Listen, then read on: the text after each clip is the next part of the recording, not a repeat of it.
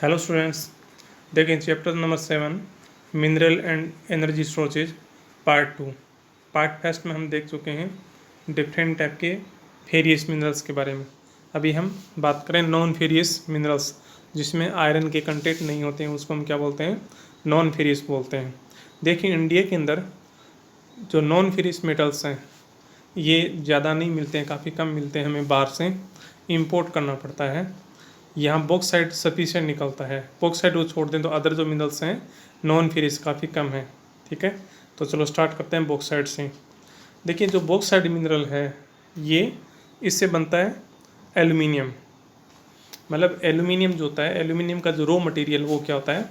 Bauxite होता है। ठीक है, और इस बॉक्साइट को इसके जो इलेक्ट्रिक फर्नेस होता है उसमें इसको गर्म करते हैं और उसके बाद में उसमें इलेक्ट्रिसिटी का फ्लो करते हैं, तो उससे क्या होता है?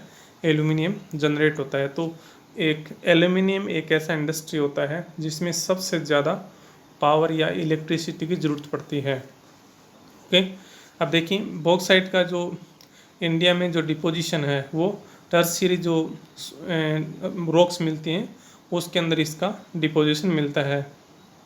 तो देखिए इसका प्रोडक्शन कहाँ कहाँ हो रहा है। देखिए हम बात करते हैं उड़ीसा, सबसे बात करते हैं उड़ीसा। तो उड़ीसा सबसे बड़ा लार्जेस्ट ये प्रोड्यूसर है बॉक्साइट का। आप देखिए पीछे हम देख चुके हैं आयरन का सबसे ज़्यादा प्रोडक्शन उड़ीसा में होता है, मैंगनीज का सबसे ज़्यादा प्रोडक्शन उड़ीसा में होता है, और अब थर्ड आ चुका है बॉक्साइट। तो बॉक्साइट का प्रोडक्शन भी सबसे ज़्यादा कहाँ होता है? उड़ीसा में होता है। ओके, उड़ीसा में जो इसकी माइंस हैं वो देखिए आप, कालाहांडी, संबलपुर, बोलनगिर और कोरापुट हैं। तो कालाहांडी और कोरापुट दो तो आपका का ध्यान रखना ही है। ठीक है, आगे देखिए झारखंड में इसकी जो मायन है वो लोहारदगा के अंदर निकलता है। गुजरात में भावनगर और जामनगर जो डिस्ट्रिक्ट है उसमें निकलता है। छत्तीसगढ़ में अमरकंटक का जो प्लेट्यू है, बिलासपुर है, मेकाल हिल से उसे मिलती हैं। एमपी में कटनी है, जबलपुर और बालाघाट में निकलता है। और महाराष्ट्र में हम बात करें तो महाराष्ट्र के अंदर थाने, रत्नागिरी, सतारा और पुणे में निकलता है। इसमें जो आप कोलाबा में भी है। तो कोलाबा, थाने, रत्नागिरी, सतारा और पुणे ये जो जगह हैं यहाँ पर क्या निकलता है? ये बॉक्साइट निकलता है। इसके अलावा तमिलनाडु, कर्नाटका, गोवा ये जो पार्ट है यहाँ काफ़ी कम निकलता है। तो आप समझ गए होंगे बॉक्साइट का जो यूज होता है, बॉक्साइट से क्या बनता है? एल्यूमिनियम बनता है। और आपको पता है एल्यूमिनियम का जो यूज़ है हम डिफरेंट टाइप की, चाहे एरोप्लेन है उसका कंस्ट्रक्शन इसी से बनता है, घर के काफ़ी सारे जो अपने बर्तन होते हैं वो इसी से बनते हैं। इसमें जंग नहीं लगता है, हल्का होता है ये। ठीक है, तो ये हो गया बॉक्साइट आपका। अब हम नेक्स्ट बात करते हैं कॉपर की। देखिए कॉपर कॉपर देखिए, कॉपर काफ़ी इम्पोर्टेंट मेटल होता है, काफ़ी ये इंडिस्पेंसेबल मतलब इसेंशियल है। हमारे इलेक्ट्रिसिटी जो इंडस्ट्री होती है, इलेक्ट्रिकल इंडस्ट्री हैं उसमें सबसे ज़्यादा इसकी ज़रूरत पड़ती है। चाहे डिफरेंट टाइप के वायर्स बनाना हो, चाहे इलेक्ट्रिक मोटर्स बनाने हों, या ट्रांसफार्मर हो, या जनरेटर हो, सब के अंदर क्या चाहिए? हमें कॉपर की ज़रूरत पड़ती है। इसके अलावा ये अलोएबल है। अलोएबल का मतलब मिक्स्ड है, दूसरे के साथ इसको मिक्स कर सकते हैं। इसके अलावा मेलिएबल है और डक्टाइल, इसको हम पीट सकते हैं। सॉफ्ट में से काफ़ी ज़्यादा मुलायम होता है, तो उसे डिफरेंट टाइप की पतली पतली सीट भी हम इसे बना सकते हैं। और इस कॉपर का यूज़ गोल्ड के साथ मिक्स करके, और जो गोल्ड होता है उसकी हार्डनेस बढ़ाते हैं। एक्चुअली होता है क्या, गोल्ड जो होता है, जो प्योर गोल्ड होता है वो काफ़ी फ्लेक्सिबल होता है, तो उससे ज्वेलरी नहीं बनती है। तो फिर क्या करते हैं, गोल्ड के साथ में कॉपर को मिक्स करते हैं, तो उससे उसमें हार्डनेस आ जाती है। ठीक है, अब देखिए कॉपर का जो प्रोडक्शन है उसकी हम बात करते हैं। इसकी मेन जो माइंस हैं वो सिंहभूम और हजारीबाग झारखंड में निकलता है। इसके अलावा बालाघाट एमपी में निकलता है। राजस्थान में हम बात करें तो खेतड़ी झुंझुनू है, खेतड़ी है वो झुंझुनू डिस्ट्रिक्ट में पड़ता है। अलवर है, भीलवाड़ा है, उदयपुर है, यहाँ पर राजस्थान में निकलता है। इसके अलावा अदर जो माइंस हैं अदर स्टेट में, तो हम बात करें अग्निगुंडाला गुंटूर डिस्ट्रिक्ट आंध्र प्रदेश में है। इसके अलावा चित्रदुर्ग और हासन कर्नाटका में है, और साउथ एयरकोट तमिलनाडु के अंदर। तो यहाँ पर इनका क्या होता है? प्रोडक्शन होता है। जो रेड लेटर्स में दिखा रखे हैं आपको, वो तो आपको मैप में दिखा रखा है, वो सारे अच्छे से याद रखना ही है। ठीक है, तो ये क्या हो गया? आपका कॉपर हो गया। आप मैप में भी देख सकते हो, जितने भी ऊपर अलग अलग रेड लेटर्स में दिखा रखे हैं, वो सारे स्टेशन इस मैप में आपको देखने को मिल सकते हैं। आप इसको अच्छे से देख सकते हो। नेक्स्ट देखिए हम बात करते हैं नॉन मेटेलिक मिनरल्स की बात करते हैं। देखिए नॉन मेटेलिक की हम बात करें यहाँ पे, नॉन मेटेलिक में हम यहाँ पर केवल माइका का ही ज़्यादा एग्जांपल दिखा रखा आपके लिए। और में हमने देखा फेरियस, नॉन फेरियस में, फेरियस में आयरन और मैंगनीज का देखा है।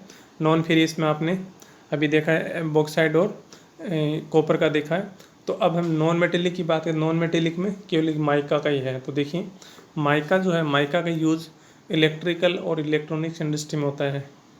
इसके अलावा इसकी काफ़ी पतली सीट बन सकती हैं जो काफ़ी टफ होती हैं और फ्लेक्सिबल भी बन सकते हैं। इससे हम बात की थी कि माइका है वो इलेक्ट्रिसिटी का बैड कंडक्टर होता है और हाई टेम्परेचर पर जलता नहीं है। इसे हाई टेम्परेचर भी वो सहन कर सकता है, इसीलिए इलेक्ट्रिसिटी जो इंडस्ट्री है उसमें इसका सबसे ज़्यादा यूज़ होता है।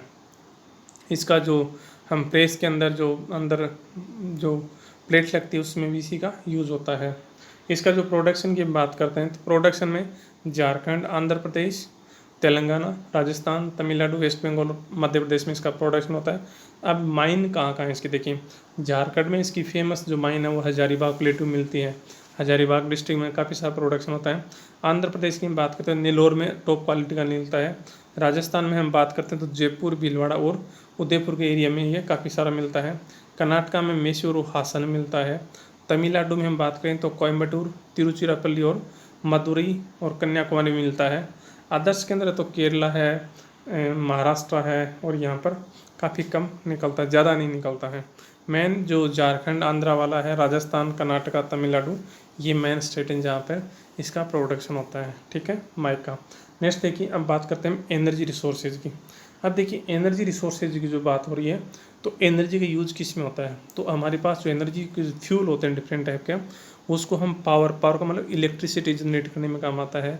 जो जिसका हम यूज़ किस में करते हैं, एग्रीकल्चर में करते हैं, चाहे हम इंडस्ट्री में करते हैं, चाहे हम जो ट्रांसपोर्ट में कर सकते हैं या अदर सेक्टर में। तो जो भी मिनरल फ्यूल है तो फ्यूल को पावर इलेक्ट्रिसिटी जनरेट में, इसके अलावा एग्रीकल्चर में जो पानी कुएं में से बाहर निकलता है तो उसमें भी हमें फ्यूल की ज़रूरत पड़ती है, मतलब पावर बनाना पड़ता है। चाहे इंडस्ट्री की बात करते हैं, चाहे ट्रांसपोर्ट की व्हीकल्स की बात करते हैं, तो सब के अंदर में डिफरेंट टाइप के जो मिनरल फ्यूल होते हैं उसकी ज़रूरत पड़ती है। देखिए मिनरल फ्यूल्स तो होते हैं जैसे कोल है, पेट्रोलियम है, नेचुरल गैस है, ये जितने भी डिफरेंट टाइप के फ्यूल्स हैं इनको बोलते हैं फॉसिल्स फ्यूल बोलते हैं। ठीक है, जैसे हमने पहले बात की थी, रीजन क्या, ये डिफरेंट टाइप के फॉसिल्स से बनता है। तो ये सारे एनिमल्स के जो बोन्स होते हैं और उस पर हाई टेम्परेचर और high pressure in geological formation, ज़मीन के अंदर अपने नेचुरल प्रोसेस में जब इस प्रकार की हाई टेम्परेचर हाई प्रेशर में जब होता है तो क्या बनता है, पेट्रोलियम बनते हैं। ठीक है, और जब वुडन पे प्लांट्स के ऊपर, पेड़ पौधों के ऊपर यदि हाई टेम्परेचर और प्रेशर लगता है तो उससे क्या बनता है, कोल बनता है। तो ये सारे कोल, पेट्रोलियम, नेचुरल, ये सारे फॉसिल्स फ्यूल हैं और इनको हम क्या बोलते हैं, ऑर्गेनिक बोलते हैं। ठीक है, दूसरा देखिए न्यूक्लियर एनर्जी मिनरल्स हैं। तो ये इसके अलावा हम डिफरेंट टाइप की कन्वेक्शनल जो रिसोर्सेज हैं डिफरेंट टाइप के, जैसे न्यूक्लियर एनर्जी है तो ये कन्वेक्शनल सोर्स ऑफ एनर्जी है। और ये क्या होते हैं, कन्वेंशन जो सोर्स ऑफ एनर्जी होती है वो क्या एडजस्टेबल होते हैं, मतलब टाइम के साथ में ये ख़त्म हो जाते हैं, जैसे एक बार यूज किया हमेशा के लिए ख़त्म हो जाते हैं। इसलिए नॉन कन्वेंशनल रिसोर्सेज है वो बेस्ट होते हैं, इको फ्रेंडली होते हैं। अब देखिए हम बात करते हैं, सबसे पहले हम बात करते हैं कोल की, कोयला। ठीक है, तो देखिए कोयले का जो मेन यूज़ होता है वो थर्मल पावर में होता है, या फिर आयरन और या जितने भी मेटल होते हैं उनको पिघलाने में यूज़ करते हैं। थर्मल इलेक्ट्रिसिटी जो जनरेट करते हैं ना, तो उसके अंदर हमें पानी को गर्म करना पड़ता है। तो पानी को गर्म करके उससे क्या बना जाती है, स्टीम बना जाती है। स्टीम से टरबाइन चलाते हैं, उससे क्या बनती है, बिजली बनती है। समझ गए, तो जो थर्मल पावर है उसमें क्या होता है, कोयले का यूज़ होता है। दूसरा, जितनी भी इंडस्ट्रीज होते हैं अलग अलग डिफरेंट टाइप की, तो उसमें किसी भी मेटल को पिघलाने के लिए हमें कोल की ज़रूरत पड़ती है। देखिए इंडिया में जो कोयला है तो वो यहाँ पर दो डिपोजिशन है इसके, एक गोंडवाना, दूसरा टर्शियरी डिपोजिशन। दो प्रकार के यहाँ पे डिपोजिशन है जहाँ पर इस कोयले का हमें ये कोयला मिलता है। तो देखिए 80% जो कोयला है इंडिया में वह क्या है, बिटुमेंस टाइप का है। बिटुमेंस टाइप का कोयला होता है, अच्छा नहीं होता। जैसे हम बात करें कोयला के 4 टाइप होते हैं, जैसे एंथ्रेसाइट है, बिटुमेंस है, लिग्नाइट है और पीट है, समझ गए ना। तो ये 4 टाइप होते हैं। तो इंडिया में क्या 80% कोयला वो कौन सा है, बिटुमेंस टाइप का है। ओके, और इससे कोक नहीं बन सकता। देखिए कोक क्या होता है, जैसे नेचुरल वे के अंदर जो कोयला निकलता है उसमें काफ़ी ज़्यादा ह्यूमिडिटी होती है, नमी होती है ऐसे। तो उसको फिर क्या करना है, गर्म करना पड़ता है। गर्म करके क्या करते हैं, उसकी ईंटें बनाई जाती हैं, जैसे ब्रिक्स से बनाई जाती हैं। और फिर उसमें क्या होता है, अदर तो पाउडर सा निकलता है ऐसे, और फिर उसको हाई प्रेशराइज करके तैयार करते हैं। तो कोक बनाना पड़ता है। तो कोक के लिए अच्छा नहीं, तो हमें फिर क्या करना पड़ता है, बाहर से जो कोयला है वो इंपोर्ट करना पड़ता है। ठीक है, इंडिया में जो कोयला है, तो देखिए हम बात करते हैं मेन गोंडवाना जो कोल फील्ड है उसके अंदर निकलता है। और उसी के अंदर दामोदर वैली है, चाहे महानदी है, चाहे सोन है, गोदावरी है, वर्धा, ऐसे कई सारे जो रिवर वैली हैं वो गोंडवाना में आते हैं। अब देखिए हमने जो बात किया है कि गोंडवाना और टर्सरी में डिफरेंस क्या है, तो देखिए इसमें आपको इसमें नीचे दिखा रखा है। गोंडवाना जो फॉर्मेशन हुआ ना कोयले का, वो लगभग 200 मिलियन ईयर्स पहले की बात, इतना पुराना है। जो टर्सरी है केवल 55 मिलियन ईयर्स पुराना है। दूसरी बात, सबसे ज़्यादा हमें कहाँ मिलता है, गोंडवाना लैंड में कोल मिलता है। इसमें लगभग 80 जो कोल फील्ड हैं, जबकि टर्सरी में ओनली 33 कोल फील्ड मिलती हैं। इसका जो एरिया गोंडवाना लैंड का, गोंडवाना कोल की बात करते हैं, तो ये दामोदर, सोन है, महानदी और वर्धा और गोदावरी जो रिवर वैली हैं इसमें मिलता है। मतलब लगभग पूरा आप यदि झारखंड की, उड़ीसा, वेस्ट बंगाल, उड़ीसा की, वेस्ट बंगाल, अब इधर हम बात करते हैं महाराष्ट्र की बात करते हैं, तो ये तो सारा पार्ट है पूरा पूरा। तो इसमें किस में आ जाता है, ये छत्तीसगढ़ भी इंक्लूड करते हैं, ये दामोदर में आता है। दूसरा टर्सरी जो कोल है, ये आसाम, अरुणाचल प्रदेश, मेघालय, नागालैंड एंड जे.एंड.के, ये जो ऐसे पार्ट हैं वो सारे सारे टर्सरी कोल में। तो अब सिंपल से आप समझ सकते हो, गोंडवाना कोल डिपोजिशन है वो सबसे पुराना है और टर्सरी है वो नया है, बस इतना ध्यान रखिए। अब देखिए गोंडवाना जो कोल फील्ड है ना, इसमें कौन कौन सा एरिया, देखिए दामोदर वैली है, दामोदर वैली, दामोदर रिवर है ना, उसका वैली पार्ट। तो इसमें देखिए रानीगंज है, झरिया है, बोकारो है, गिरिडीह है, करणपुरा है। और इसमें सबसे बड़ी जो कोल फील्ड है वो है झरिया, सबसे बड़ी कोयले की खान है। तो ये माइन है। हम रानीगंज की बात करते हैं तो ये उड़ीसा में है, झरिया है, बोकारो है, ये झारखंड में पड़ता है। ठीक है, तो ये सारे सारे दामोदर वैली में आ गए। आगे देखिए हम बात करते हैं अदर जो रिवर वैली हैं, जैसे गोदावरी, महानदी, सोन, इसमें भी निकलता है कोयला। तो ये भी किसमें है, गोंडवाना कोल फील्ड में आता है। इसके अंदर अदर जो इम्पोर्टेंट जो सेंटर हैं तो हम बात करते हैं, देखिए एक है सिंगरौली। तो सिंगरौली का जो एरिया है वो एमपी यूपी दोनों में फैला हुआ है, तो दोनों में सिंगरौली आता है। कोरबा छत्तीसगढ़ मेन माइन है ये। तलचर रामपुर उड़ीसा में इसमें कोयले की माइन है यहाँ पर। इसके अलावा चंद्रवर्धा, कामटी, बांदेर ये महाराष्ट्र में है। और सिंगरेनी है वो तेलंगाना, और पंधर है वो आंध्र प्रदेश में। अब आप देखिए सिंगरौली और सिंगरेनी में कन्फ्यूज नहीं होता है। सिंगरौली है वो एमपी और यूपी में है, ओके।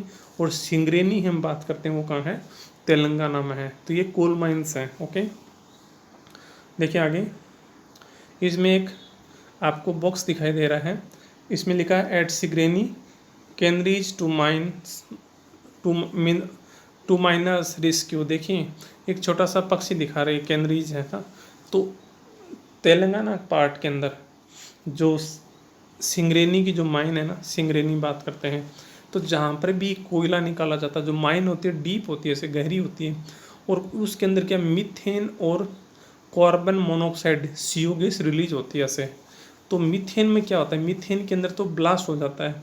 जैसे हम कोई अंदर जो माइनर्स होते हैं ना, जो खदान काम करने वाले होते हैं, यदि वो माचिस जलाएंगे ऐसे, मतलब कुछ भी स्मोकिंग करते हैं ऐसे, तो उसमें क्या होता है, आग लग जाती है, ब्लास्ट होता है।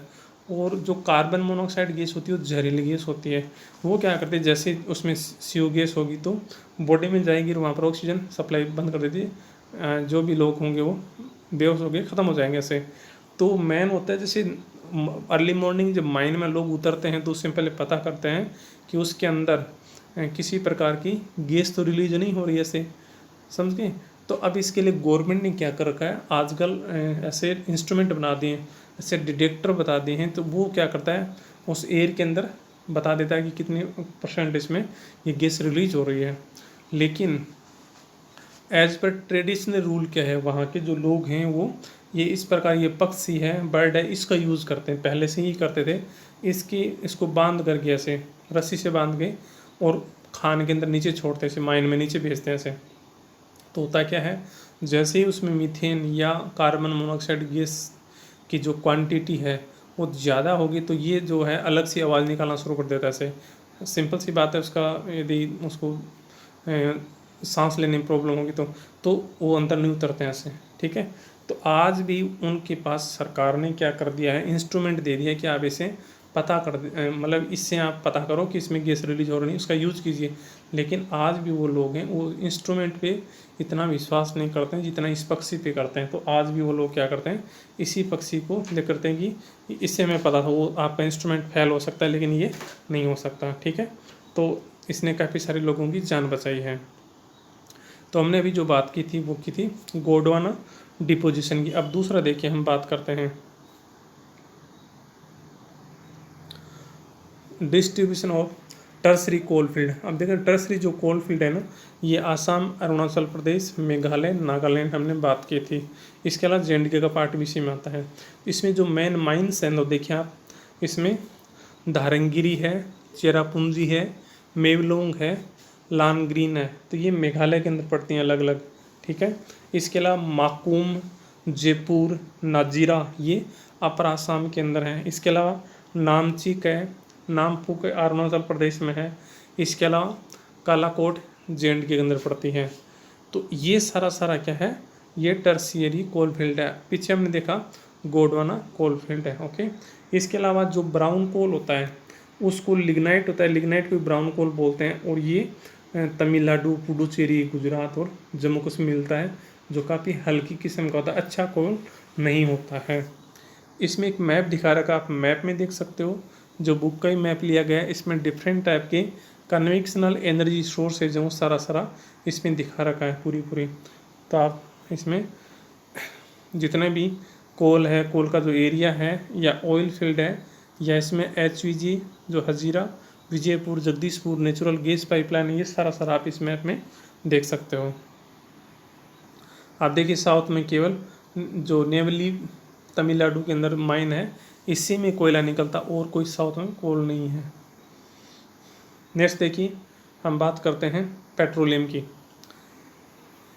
पेट्रोलियम की हम बात करते हैं, देखिए ये हाइड्रोकार्बन्स होता है जो लिक्विड या गैस स्टेज में मिलता है। जैसे हम बात करें ना LPG की, जैसे हमारे घरों में जो लिक्विड है पेट्रोलियम गैस आती है, गैस स्टेज में होता है। अदरवाइज हम पेट्रोल, डीजल, मिट्टी का तेल यूज़ करते हैं, वो क्या है, लिक्विड स्टेज में आता है। तो इसकी अलग अलग केमिकल कंपोजिशन होती हैं, उसका अलग कलर होता है और उसकी स्पेसिफिक ग्रेविटी होती है, ओके। और इसका जो हमारी लाइफ में काफ़ी ज़्यादा इसकी ज़रूरत है। हम डेली लाइफ में बात करते हैं, जितने भी ऑटोमोबाइल्स हैं, व्हीकल्स की बात करते हैं, चाहे रेलवे, एयरक्राफ्ट, सभी के अंदर इसका यूज़ होता है। एक्चुअली क्या होता है, पेट्रोलियम जो होता है ना, पेट्रोलियम एक क्रूड पेट्रोलियम होता है, ठीक है, क्रूड। जैसे हम बात करते हैं पेट्रोल और पेट्रोलियम दोनों अलग हैं। पेट्रोलियम से पेट्रोल, डीजल, केरोसिन अलग अलग निकलता है। और जो पेट्रोलियम होता है उसको क्या करते हैं, रिफाइनरी में लेकर जाते हैं, और रिफाइनरी के अंदर क्या करते हैं, उसको गर्म किया जाता है। तो अलग अलग बॉइलिंग पॉइंट पे, जैसे हम बात करते हैं इसमें डीजल है, मिट्टी का तेल है, पेट्रोल है, ये जो भी है, तो हर जो डिफरेंट टाइप के जो मिनरल्स हैं अंदर, इन सब का अपना अपना बॉइलिंग पॉइंट होता है। तो उसकी जो स्टीम बनती है, तो मान लीजिए कोई 10 डिग्री पे बॉईल हो रहा है, तो उसको स्टीम को अलग कलेक्ट किया, उसके बाद 15 पे हो रहा है, कोई 20, 30, 40 ऐसे, तो अलग अलग मटेरियल को हमने कलेक्ट कर लेते हैं। इसके अलावा जो डिफरेंट टाइप के बाय प्रोडक्ट्स होते हैं, जैसे हम बात करते हैं फर्टिलाइज़र है, सिंथेटिक रबर है, सिंथेटिक फाइबर है, मेडिसिन्स हैं, इसके अलावा वेसलीन है, लुब्रिकेंट्स है, वैक्स है, सोप है, कॉस्मेटिक है। तो इन सब का जो रॉ मटेरियल है वो सारा क्या होता है, पेट्रोलियम से तैयार होता है, ये सारे। तो हम देख सकते हैं कि पेट्रोलियम का कितना सारा यूज़ है। देखिए पेट्रोलियम को लिक्विड गोल्ड बोलते हैं। रीजन क्या है? एक तो इसकी स्केर्सिटी है, इतनी कमी है, दूसरा इसके इतने सारे डाइवर्सिफाइड यूजेज हैं, इतने सारे यूज होते हैं। तो मतलब पेट्रोलियम एक ऐसा होता है जो कम्प्लीटली यूज होता है। पहले इसमें डिफरेंट टाइप की हम बात करें, जो पेट्रोल, डीजल, मिट्टी तेल जो भी है ये निकलते हैं, उनका यूज करते हैं।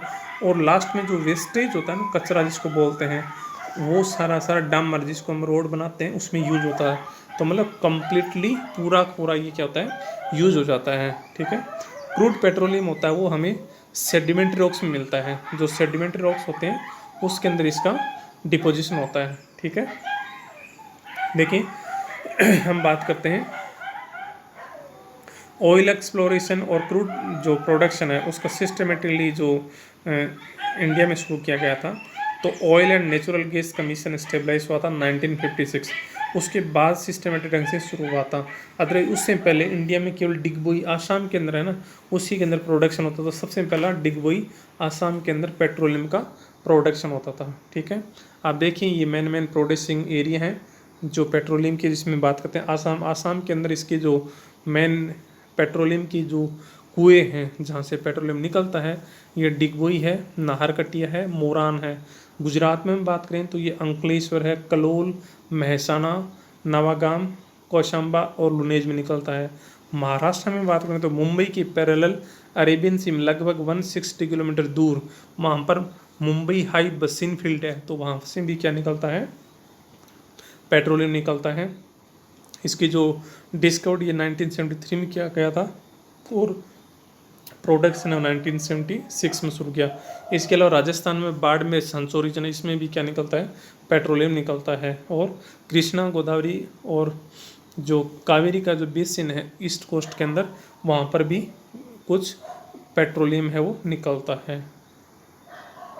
देखिए ऑयल को हम जो निकालते हैं ना वो क्रूड ऑयल होता है। ठीक है। और उसमें काफ़ी सारे इम्प्योरिटीज़ होते हैं, मतलब उसको डायरेक्ट में यूज़ नहीं करते, तो हमें क्या करना पड़ता है, उसको रिफ़ाइन करना पड़ता है। तो इंडिया में क्या है, काफ़ी सारी रिफाइनरी बनाई गई हैं। रिफाइनरी क्या करते हैं, जो क्रूड पेट्रोलियम होता है उसको क्या करते हैं, साफ करते हैं, रिफ़ाइन करते हैं। तो इंडिया में दो प्रकार की रिफाइनरी हैं, एक फील्ड बेस्ड होती हैं, दूसरा मार्केट बेस्ड होते हैं। अब समझिए डिफरेंस क्या होता है। फील्ड बेस्ड वो होती हैं जहाँ पर जैसे पेट्रोलियम जिस एरिया में निकलता है ना, उसी पार्ट में यदि कोई रिफाइनरी है तो उसको बोलते हैं फील्ड बेस्ड। और मार्केट बेस्ड का मतलब ये होता है कि जो जिस एरिया से पेट्रोलियम निकलता है उसको पाइपलाइन से क्रूड पेट्रोलियम को हम उसको दूर लेकर जाएंगे और जहाँ डिमांड है वहाँ पर क्या करेंगे, हम उसको रिफाइन करेंगे। समझ गए। तो ये एक फील्ड बेस्ड हो गया, दूसरा मार्केट। अब देखिए एग्जांपल, डिगबोई है वो क्या है, आसाम के अंदर है। आसाम में पेट्रोलियम निकलता है तो वो क्या हो गई, वो फील्ड बेस्ड होगी, मतलब रॉ मटेरियल जहाँ मिल रहा है ना वहीं पर उसको रिफाइन कर रहे हैं। समझ गए। और मार्केट बेस्ड दूसरा हम बरौनी, बिहार में एक रिफाइनरी बरौनी, तो बिहार में पेट्रोलियम नहीं निकलता है तो वहाँ पर कहाँ से आता है, या तो मुंबई हाई से जाता है या फिर कहाँ से आता है, आसाम से आता है। समझ गए। तो दूर से वो ट्रांसपोर्ट करते हैं, पाइपलाइन से आता है क्रूड पेट्रोलियम, उसका हम यूज़ नहीं कर सकते डायरेक्ट। क्रूड पेट्रोलियम का यदि कोई ऐसे वो सोचेंगे कि इसे गाड़ी चलाएं तो उसे यूज़ नहीं कर सकते ऐसे, उसको साफ़ करना पड़ता है और वो केवल रिफाइनरी में होता है। समझ गए। तो ऐसे दो प्रकार की क्या हैं, रिफाइनरी हैं। अब आप इंडिया के मैप में देख सकते हो डिफरेंट टाइप की कई सारी क्या है, रिफाइनरी इसमें दिखा रखा है।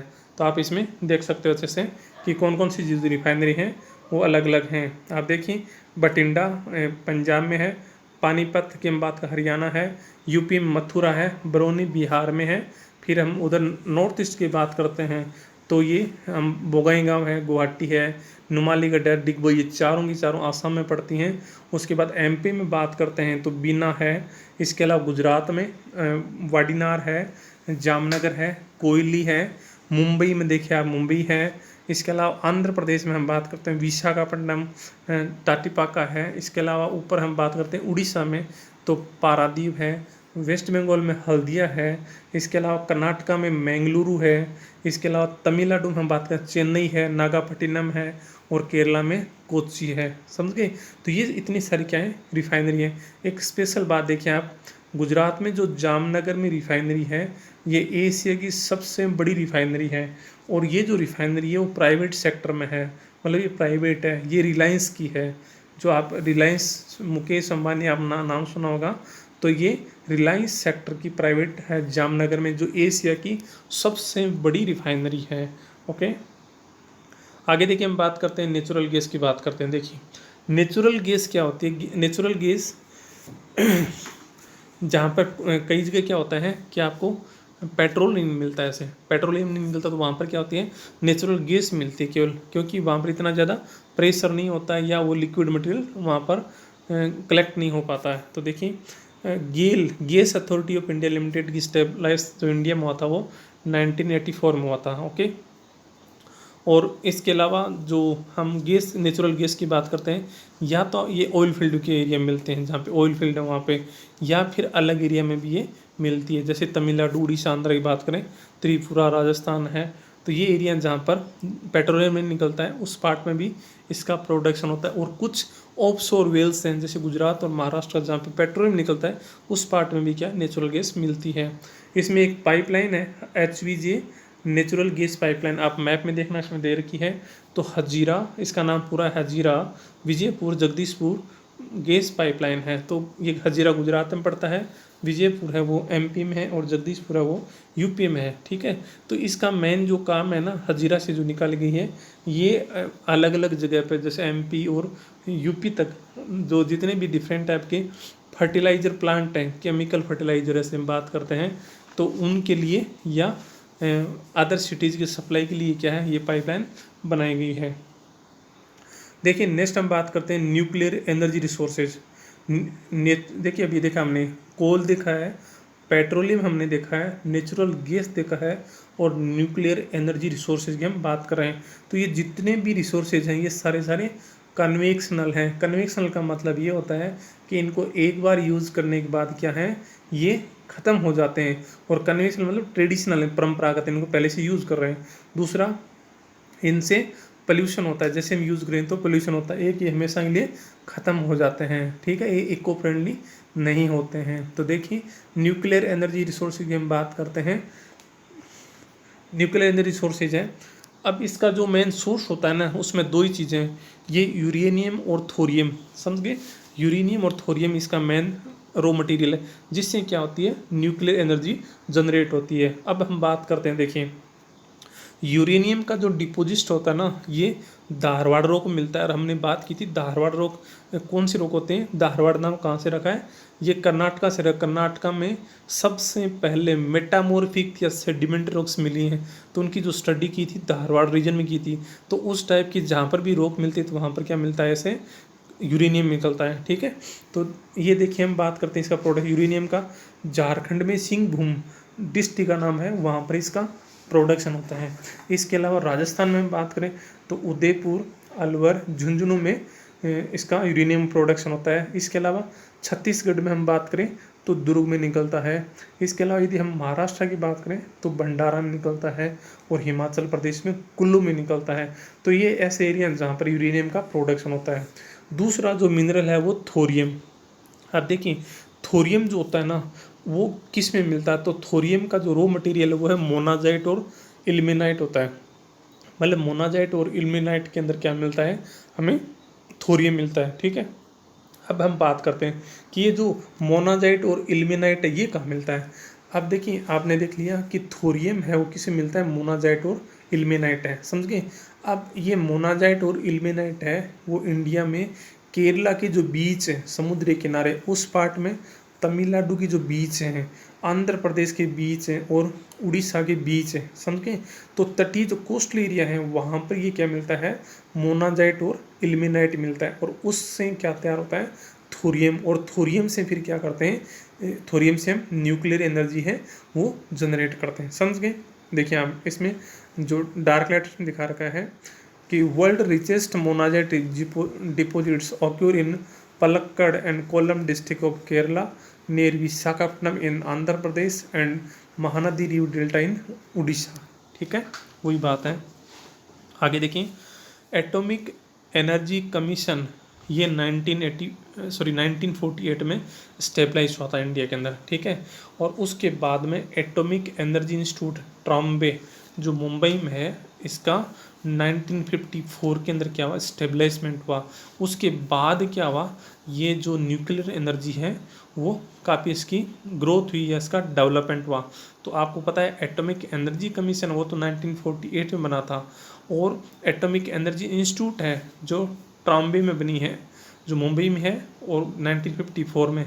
और उसके बाद में क्या हुआ, इसका नाम 1967 में इंडिया के काफ़ी बड़े साइंटिस्ट थे डॉक्टर होमी जहांगीर भाभा, तो उनके नाम पर क्या किया, भाभा एटॉमिक रिसर्च सेंटर नाम इसका कर दिया। तो आजकल इसको शॉर्ट में बार्क बोलते हैं, समझ गए। तो बार्क कहाँ पे है, ट्रॉम्बे मुंबई में है। ओके, अब देखिए इंडिया के अंदर हम बात करें तो इंडिया में टोटल 6 बड़े न्यूक्लियर पावर प्लांट हैं, टोटल 6 न्यूक्लियर पावर प्लांट हैं। देखिए कौन कौन से हैं, हम इसमें बात करते हैं। तो कलपक्कम है तमिलनाडु में है, काकरापारा वो गुजरात में है, केग्गा कर्नाटका में है, तारापुर है महाराष्ट्र में है, नरोरा यूपी में है, राउतबाटा कहाँ है, राजस्थान में। तो 6 न्यूक्लियर प्लांट हैं, वो क्या करते हैं, बिजली बनाना का काम करते हैं, समझ गए। तो अब देखिए, अब इसको याद करने का क्या तरीका है, तो आप इसको देखिए, इसको आप शॉर्ट में कै का के तांद्रा याद कर सकते हो। कै का के तांद्रा मतलब फर्स्ट लेटर लिए, कैसे कलपकम है, का से काकरापारा है, के से कई से केगा हो गया, ता से तानारा है, न से नरोरा है, और रा से राउतबाटा है, समझ गए। आगे देखिए, इसमें एक क्वेश्चन पूछा आपसे, how are the developed countries of the world utilising non conventional energy resources discuss. देखिए जितने भी डेवलप्ड कंट्री है ना, चाहे यूरोपियन कंट्रीज, ये सारे सारे आजकल क्या हो रहे हैं, नॉन कन्वेंशनल एनर्जी रिसोर्सेज उसका यूज़ कर रहे हैं। नॉन कन्वेंशनल में क्या होता है, देखिए wind energy, solar energy, bio energy, geothermal energy, tidal energy, ये सारे सारे यूज़ करें। क्योंकि देखिए जितने भी जो फॉसिल फ्यूल हैं, पेट्रोलियम, कोल, ये हम बात करते हैं नेचुरल गैस, ये लिमिटेड हैं, ये कुछ टाइम के बाद हमेशा के लिए ख़त्म हो जाएंगे, और इनसे क्या होता है, पोल्यूशन होता है। तो यूरोपियन जो कंट्रीज हैं, डेवलप्ड कंट्रीज जितने भी हैं, वो सारे सारे क्या हैं, आजकल इको फ्रेंडली जो फ्यूल है उसके ऊपर चल रहे हैं सारे सारे, ठीक है। और आगे हम नेक्स्ट जो वीडियो में देखेंगे non conventional energy source. Okay, ठीक है, थैंक यू।